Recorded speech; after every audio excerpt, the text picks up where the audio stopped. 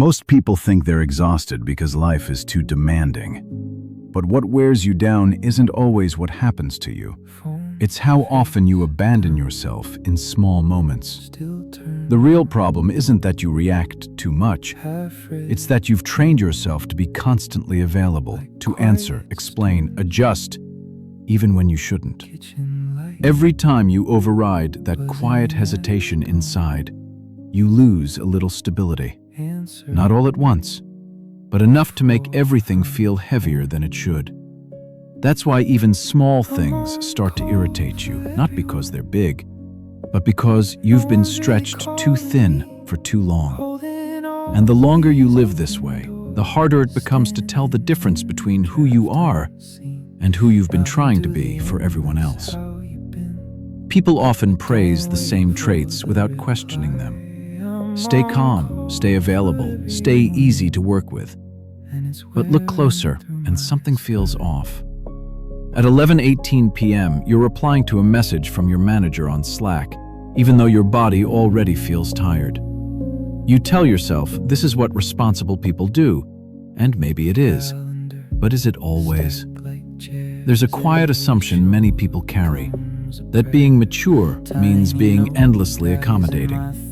That being good means being reachable, agreeable, and composed, no matter the cost. But those two things are not always the same.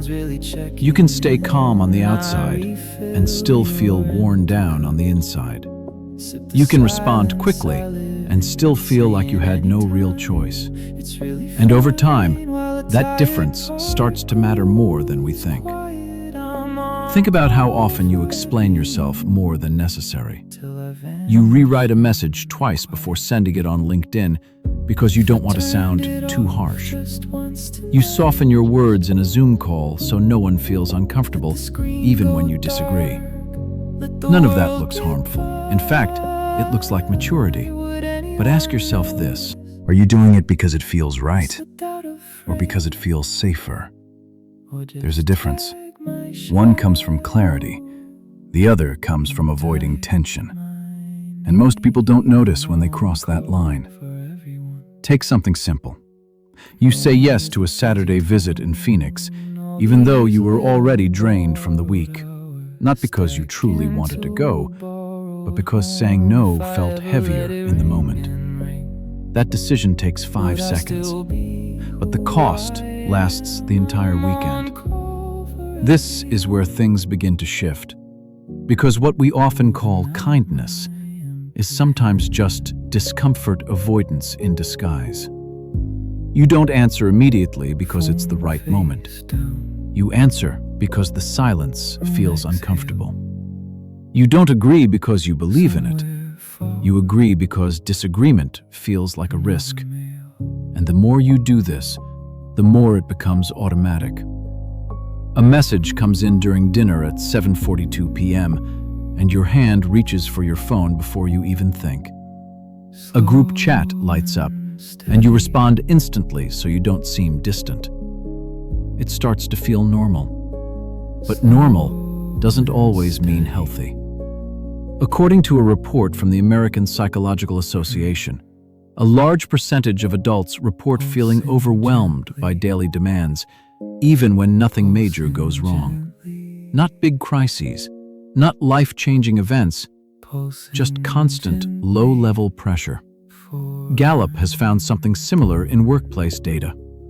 People don't burn out only because of heavy workloads. They burn out because they feel they are always on, always available, always adjusting. And that's the part most people miss. It's not just what you do. It's how often you override what you feel.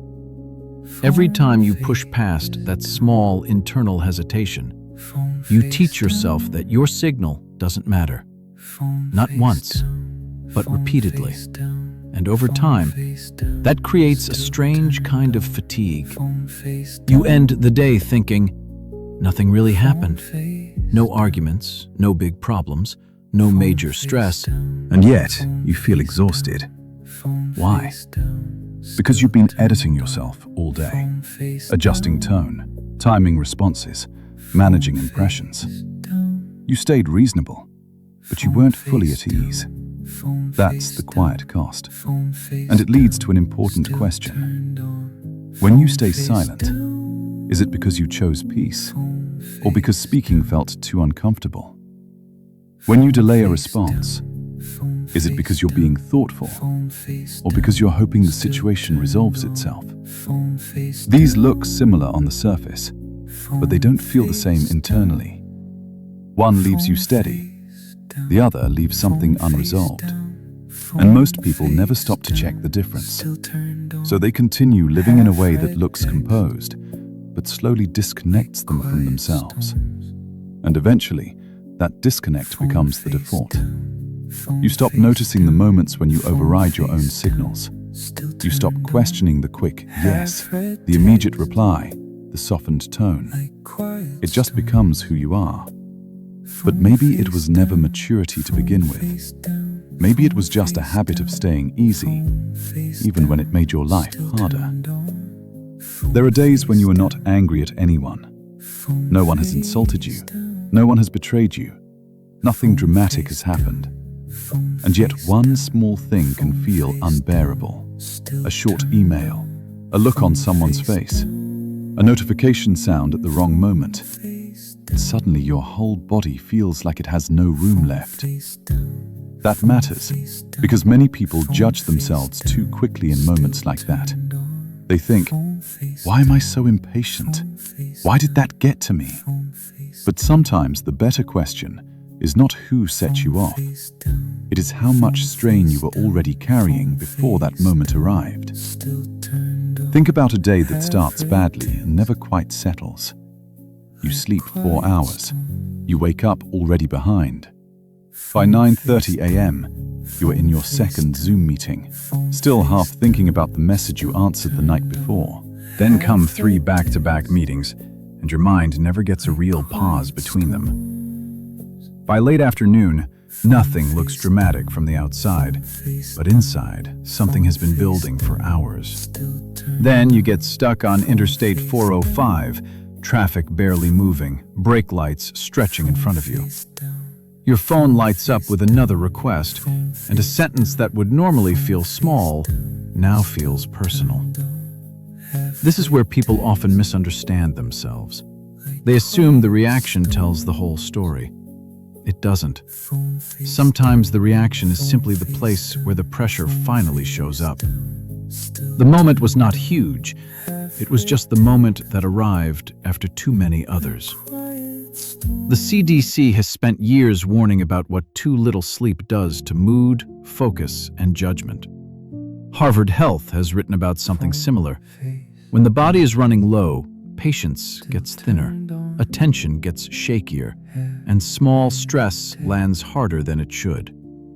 That does not excuse every sharp word, but it does explain why a person can feel emotionally fragile on a day when nothing serious happened. You can see it in ordinary scenes. A parent leaves school pickup in Dallas after a long workday. The line was late, the kids are loud, dinner still has to happen. Then, one small comment in the back seat feels bigger than it is. Not because that comment carried enormous weight, but because the day already did. Or take the stop at Target after work. You are standing in the grocery line with 2 bags in one hand and your phone in the other. Someone ahead is arguing over a coupon. A text comes in asking, "Can you handle this tonight?" And for a brief second, it feels like the world is asking one thing too many. That feeling is real, but it does not always mean the situation in front of you is the real problem. Sometimes it means your whole inner life has been overloaded for so long that even simple friction now feels sharp. And when that happens, people often become cruel to themselves. They call it weakness. They call it immaturity. They call it a character flaw. That can be its own mistake. A person can look calm for most of the day and still be far past their limit. A person can function, answer messages, show up on time, finish the task, and still be running on empty. Stanford researchers have written for years about chronic stress and how it changes the body's readiness for threat. When strain becomes constant, the nervous system does not wait for a real emergency. It starts treating ordinary life like something it has to brace against. Then a delayed reply feels loaded. A neutral tone feels cold. A small request feels invasive.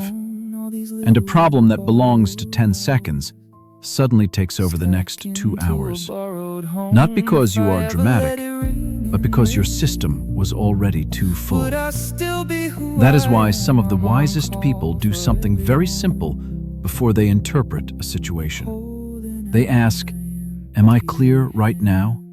Or, "Am I depleted? Is this actually serious? Or did it arrive at the end of a day that already took too much out of me?" Those questions do not make you passive, they make you honest. Because there is a difference between seeing a problem clearly and seeing it through exhaustion. There is a difference between conviction and depletion. And if you do not pause long enough to notice that difference, you may spend years blaming your character for what was often just overload. So before you decide that a person ruined your peace, look at the day you were standing in. Look at the sleep you did not get. Look at the meetings, the traffic, the noise, the constant interruption, the way your body kept going long after it stopped feeling steady. Sometimes the last thing that upset you was not the deepest cause. It was simply the final drop in a cup that had been full since morning. A generous person and an always available person can look almost identical at first. Both reply, both help, both try to keep things smooth. And because the surface looks similar, people often confuse one for the other. But they are not the same. A generous person gives from choice. An always available person gives from pressure. A generous person can pause without guilt. An always available person feels uneasy the moment a pause begins. You can see it in ordinary places. A teammate in Chicago sends a Slack message at 6:14 p.m. asking for one quick thing before tomorrow. One person reads it, checks their energy, and answers the next morning with a clear response. The other answers before dinner, not because the request is urgent, but because the idea of waiting feels rude.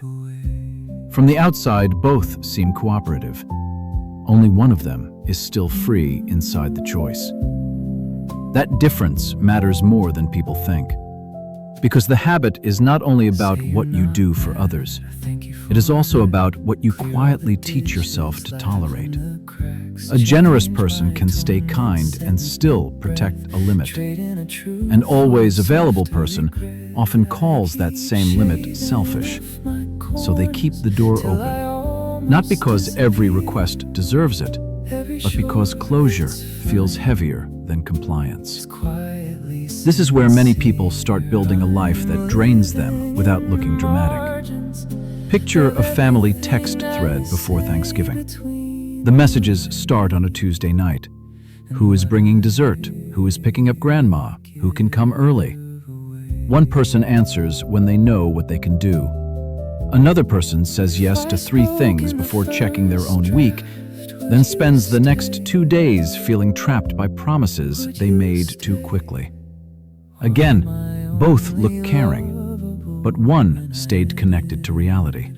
The other stayed connected to other people's expectations. And that can happen in smaller moments too. A church volunteer rota in Georgia needs one more person for Sunday. You already know the week has been full. You already know your body has been asking for rest since Thursday. But the request comes from someone kind, and your first thought is not, "Can I do this well?" It is, "How bad would it feel to disappoint them?" That is not generosity, not fully. That is fear wearing the clothes of service. Gallup has reported for years that people often feel burned out not only from heavy work, but from lack of control over their time and energy. And that shows up far beyond formal jobs. It shows up in churches, families, neighborhoods, friend groups, and marriages. The tiredness is not always caused by cruelty. Sometimes it is caused by constant access. Look at a neighborhood HOA email in Arizona. The message is mild, a reminder about trash bins, parking, or a meeting next Thursday. One person reads it and moves on. Another drafts a careful reply, rewrites it twice, checks the tone, and sends it with a smiley face they did not even feel. Nothing big happened, but something small was given away again. Not time alone, not effort alone. Something quieter than that. There is also a social reward tied to this way of living. People call you dependable, easy to work with, so thoughtful, so responsive. And for a while, that praise can feel like proof that you are doing life well. But praise can hide a cost. The person who is always reachable on iMessage, always flexible on Zoom, always ready to smooth over tension, often becomes the person others trust with emotional cleanup. Not because they chose that role clearly, but because they have shown again and again that they will absorb discomfort quickly. That is why some people are admired and exhausted at the same time. Pew Research has shown how deeply digital communication now sits inside daily life in the United States. Messages do not arrive in one place anymore. They come through texts, work apps, school apps, email, and social platforms.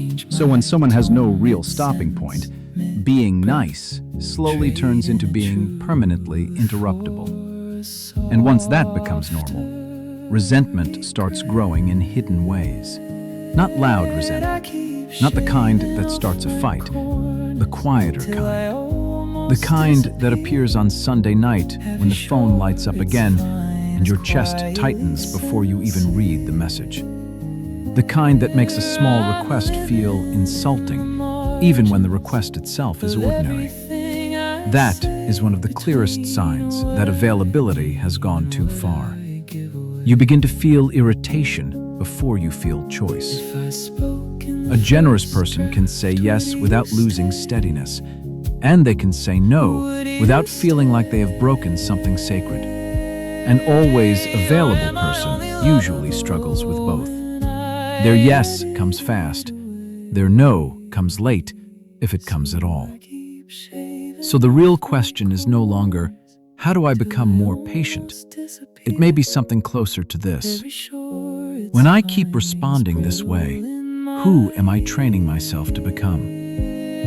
Because this is not only about one request from Chicago, one message before Thanksgiving, one church sign-up in Georgia, or one HOA email in Arizona. Those moments pass. The deeper cost stays. The deeper cost is repetition. It is becoming the person who is easiest to reach, easiest to lean on, easiest to recruit, and hardest to read from the inside because you stopped checking what you actually have to give. And after enough years, the burden is no longer just that you answered too much. It is that you may begin to mistake constant access for character. Silence can look wise from the outside. So can delay. A person says nothing, waits a day, stays calm, and everyone around them assumes they handled it well. But silence is not always strength. Sometimes it is only fear wearing a cleaner face. That is why two people can do the same thing and mean something completely different by it. Both stay quiet, both walk away, both wait until tomorrow. But one is choosing the right moment, and the other is hoping the moment disappears on its own. You can see that difference in small, ordinary situations. A roommate issue in Austin builds for 3 weeks. The dishes keep piling up, the rent was late once, and the tension is now living in the apartment even when no one says a word. If you stay quiet until Saturday because you want to speak without anger, That may be restraint. If you stay quiet because you cannot bear the discomfort of the conversation, that is something else. The first test is simple. Are you waiting so you can see more clearly? Or are you waiting because you are praying the issue solves itself without asking anything of you? A lot of people say they are keeping the peace when they are really trying to escape the moment where peace asks for honesty. Those are not the same. One creates steadiness, the other creates delay. Take a co-parenting text that comes in at 8:46 p.m. The message is sharp. You feel your chest tighten, and you know that anything you send in the next 2 minutes will carry too much heat. Waiting until the next morning may be the wiser move. But if you are still avoiding the reply 48 hours later, not because you gained clarity, but because you dread the conversation, then the silence is no longer serving you. The second test is just as important.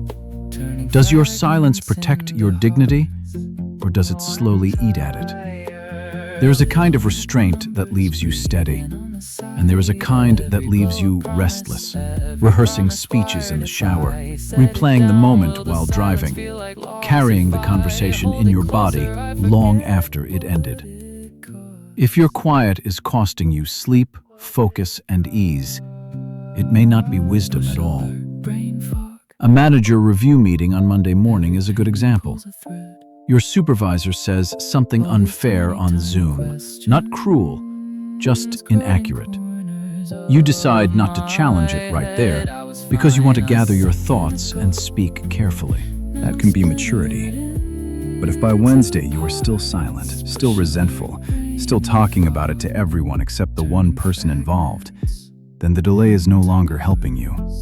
It is just trapping you in a softer form of distress. That is why the third test matters. After 24 hours, do you still intend to return to the issue? Not in theory, in reality. Do you already know you need to speak with your spouse, your sibling, your co-parent, or your manager once the charge settles? Or has "I'll deal with it later" become a polite way of burying something alive? A lot of people confuse gentleness with disappearance. They think being good means asking less, feeling less, needing less, saying less. So they postpone honest speech until it becomes emotionally expensive.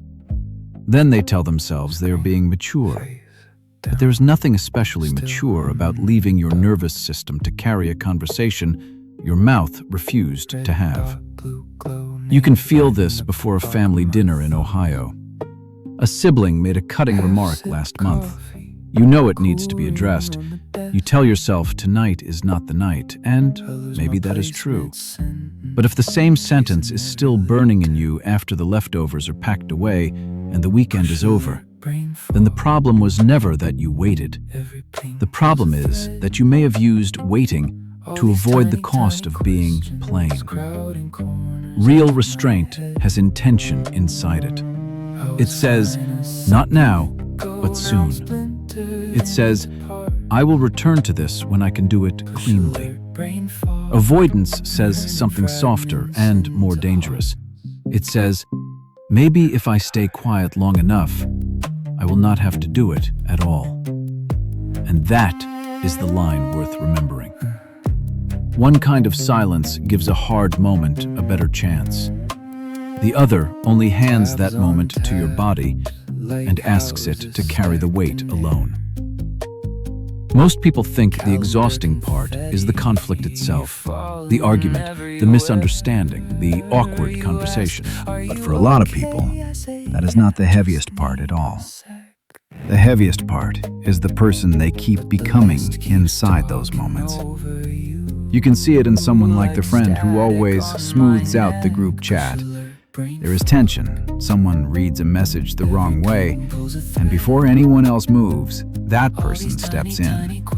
They rewrite the tone. They explain what was probably meant. They make sure no one leaves upset. It looks helpful. It often is helpful.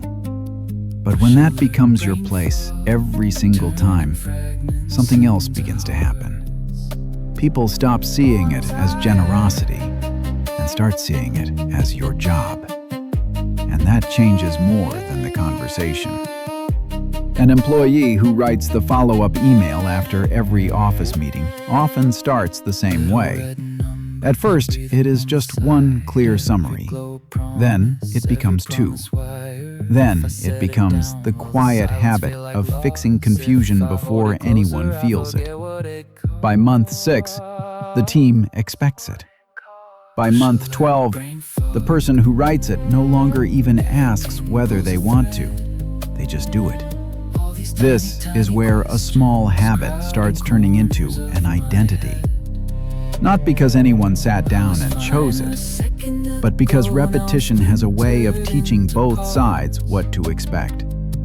The more often you over-explain, soften, repair, and respond immediately, the more other people begin to relate to that version of you as if it were your natural form.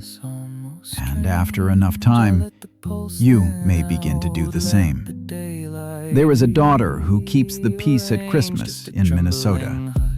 Maybe she is the one who notices the tone at the table before everyone else does. Maybe she changes the subject. Maybe she checks on her mother in the kitchen, then circles back to keep her brother from saying too much. No one announces that she has been assigned this role. But year after year, the family begins to lean in that direction. She becomes the one who absorbs the friction. That does not only shape the family, it shapes her. Because once a person spends enough years being the smoother, the responder, the one who understands, the one who explains, they can begin to feel uneasy when they are not doing it. Silence no longer feels neutral. It feels irresponsible. That is the real shift. At first, you think you are managing difficult people. After a while, you are managing everyone's expectations before they even speak. Then one day you realize you are doing it automatically, even in rooms that never asked it of you. A pastor's kid often learns this early. So does the eldest son in a family where conflict always had a cost. They grow up reading mood quickly. They learn how to lower the temperature in a room before it rises. They learn how to answer fast, sound respectful, and leave as little emotional mess behind as possible. These can become impressive skills, but when those skills are repeated for years, they stop feeling like choices. They start feeling like personality. That is where people get lost. Because a repeated behavior can become so familiar that it begins to look like the self. Not the performed self, the real one. And then it becomes harder to tell whether you are actually kind or whether you have simply become highly trained at preventing discomfort. Brené Brown has spoken publicly for years about the cost of performing for belonging. Pew has also shown how deeply people now live inside constant contact, constant reply, constant visibility. That means these roles do not stay in one room anymore. They travel from the family reunion to the office meeting to the Friday night text thread. And the person who is always ready slowly becomes the person nobody expects to have a limit. That is a dangerous kind of praise. Because when people describe you as easy, low maintenance, always understanding, always responsive, it can sound like love. And sometimes it is. But sometimes it is simply relief. Relief that you will carry more than your share of the emotional weight without forcing anyone else to feel the strain. Then the strangest thing happens. You begin to need that role even when it is hurting you. You feel uneasy when someone misunderstands you and you do not clear it up immediately. You feel guilty when a group chat goes tense and you decide not to step in. You feel wrong when you let a silence remain unsolved. That is how a role becomes a home, even when it is making you tired. And the tiredness here is not the tiredness of one argument. It is the tiredness of living as a version of yourself that is always on duty, always reading the room, always rewriting your tone, always trying to be easier to receive. So the deeper question is no longer, why are they like this with me? It may be something more unsettling. How many times have I shown the world that I will keep doing this? Because people do learn you, not only from your words, from your repetitions, from what you fix, from how fast you answer, from how often you smooth the discomfort before it reaches them.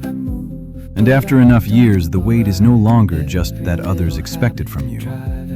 The weight is that you may no longer know who you are when you stop performing it. A single interruption rarely ruins a life. One awkward message does not do it. One small request does not do it. One difficult conversation by itself usually does not do it either. The real cost builds differently.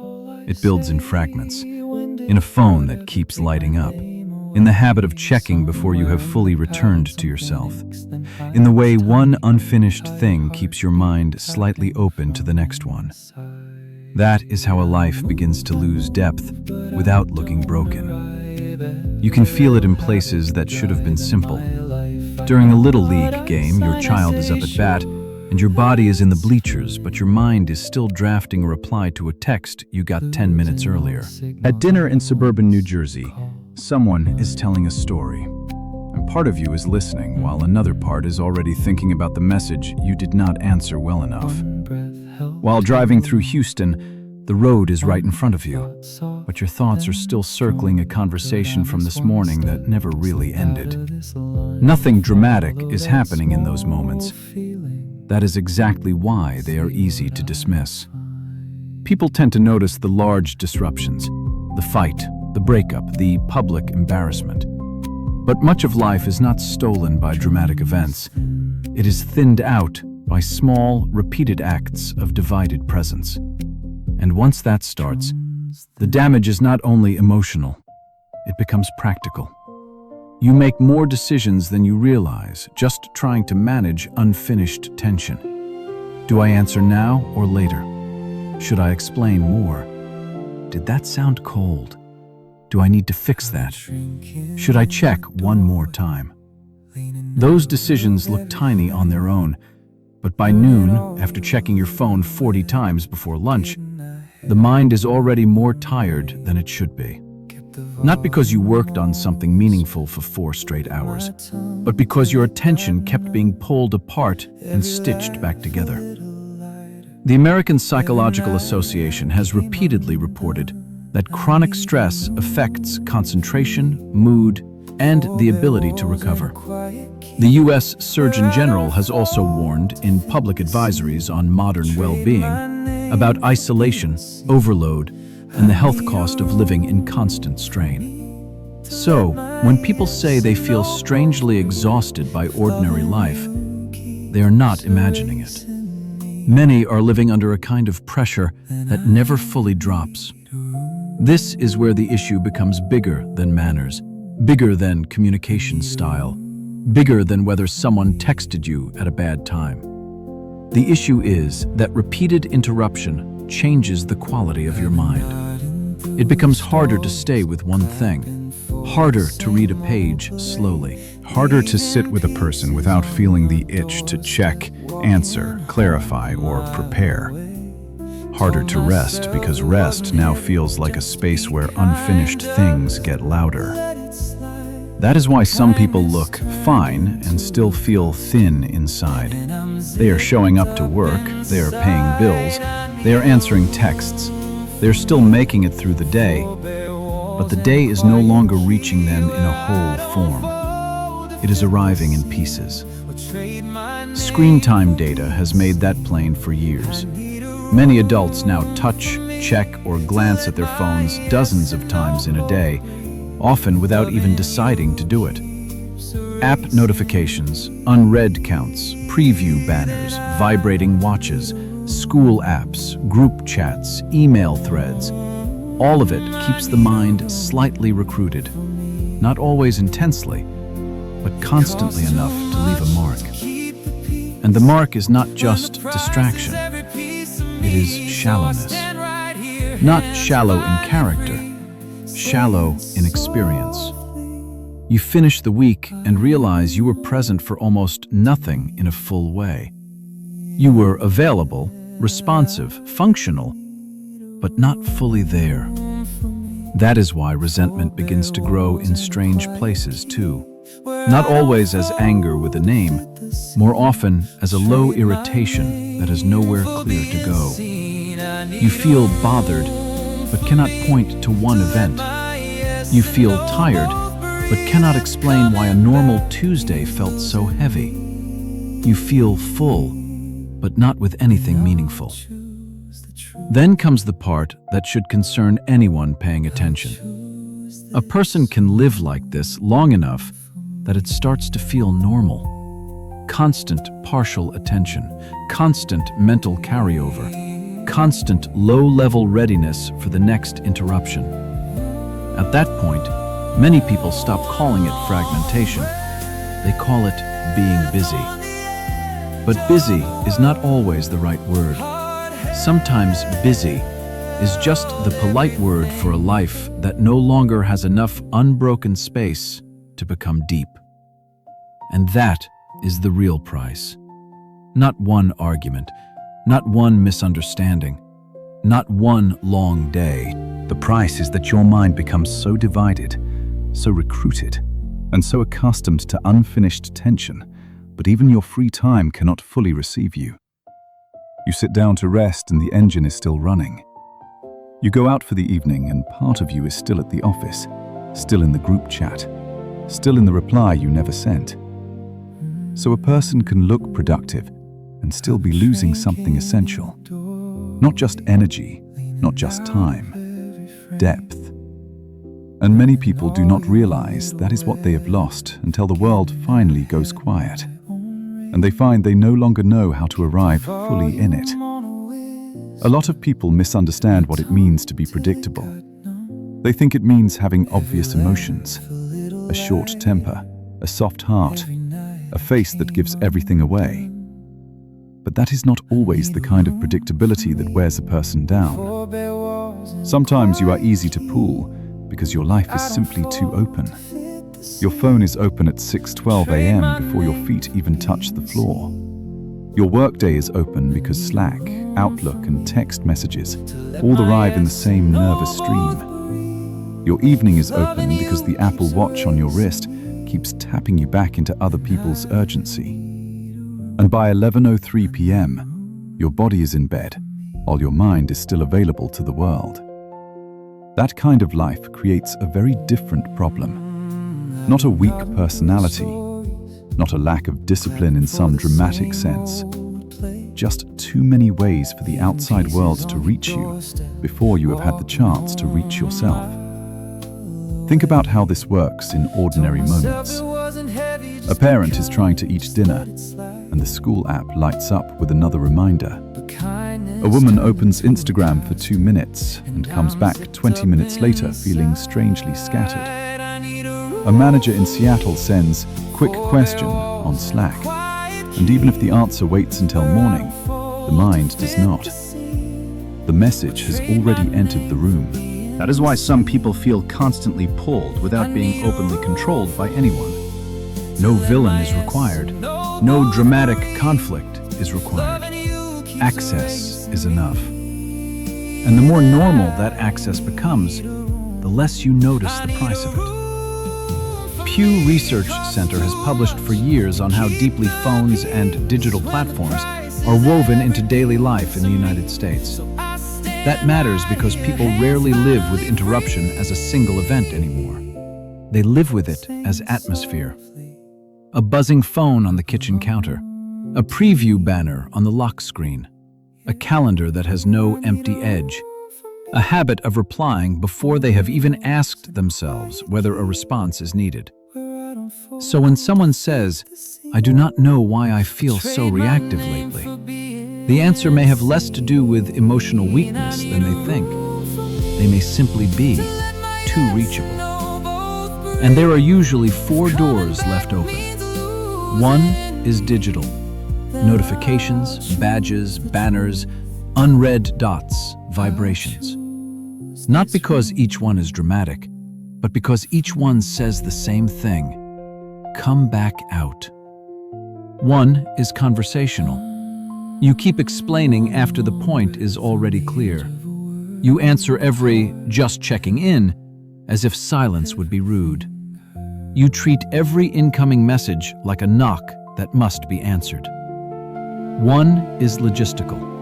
Your calendar has no real margin. A work call runs long on Zoom. Then traffic, dinner, errands, and somebody else's request land on top of a day that already had no air in it.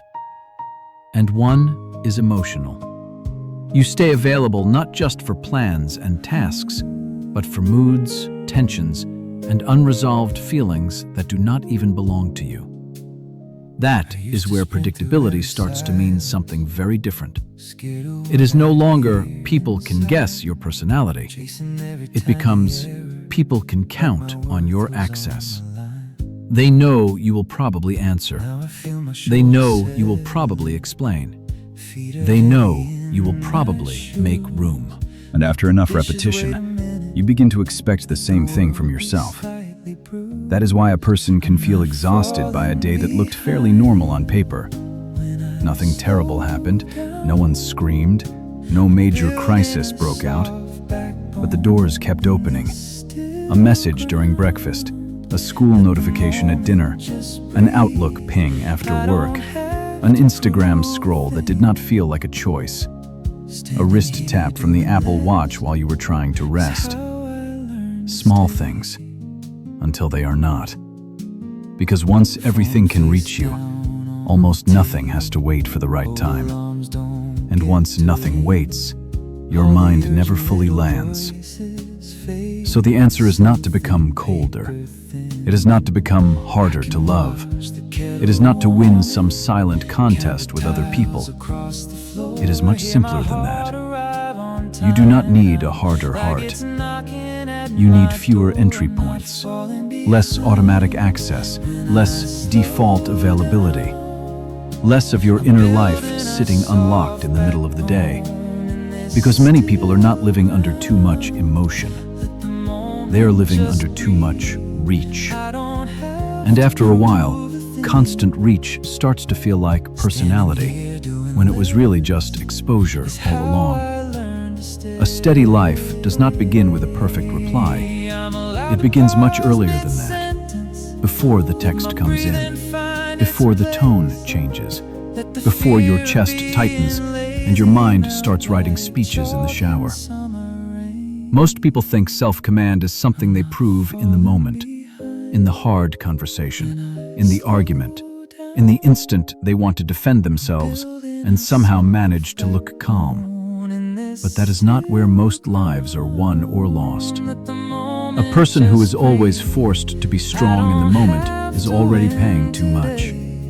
A person who has to rescue every evening from the day has already been pulled too far. And a person who waits until the feeling rises before choosing what to do is usually choosing too late. That is why the deeper answer is not be more disciplined when triggered. It is live in a way that gives less power to first heat. Not because you are avoiding life, because you are finally giving your mind a fair chance to arrive before your reaction does. This is where a different kind of strength begins. In small acts that do not look impressive at all. Waiting 30 minutes before replying when you know you are angry. Turning off work notifications after 8 p.m. instead of pretending rest will somehow happen on its own. Keeping one no-phone hour that belongs to no one else. These things look minor, but they quietly decide what kind of inner life you get to have. Think about the difference. One person gets a message at 9:14 p.m. and answers from the first wave of feeling. Another sees the same message, puts the phone down, washes the dishes, and comes back later when the body is no longer speaking louder than the mind. From the outside, that can look like a delay. From the inside, it is often the difference between damage and clarity. The same is true in speech. A lot of people explain before they even know what they believe. They start talking while they are still sorting themselves out. And then, halfway through the explanation, they are no longer speaking from conviction. They are speaking from pressure. So a better rule is simple. Do not explain before you understand your own position. Not to be distant, not to be clever. Just because confusion sounds a lot like weakness when it is rushed into words. Cal Newport has spent years writing and speaking about the cost of constant digital interruption. The point is not that phones are evil or that modern life is impossible. The point is that attention does not stay whole when everything gets instant access to it. And once attention is broken all day, character starts looking worse than it really is. You call yourself irritable, scattered, too sensitive. But sometimes your mind has simply not had one clean hour to settle. The American Psychological Association has also published repeatedly on stress, overload, and the way chronic strain changes how people feel and function. That matters because many people judge themselves morally for states that are partly physiological.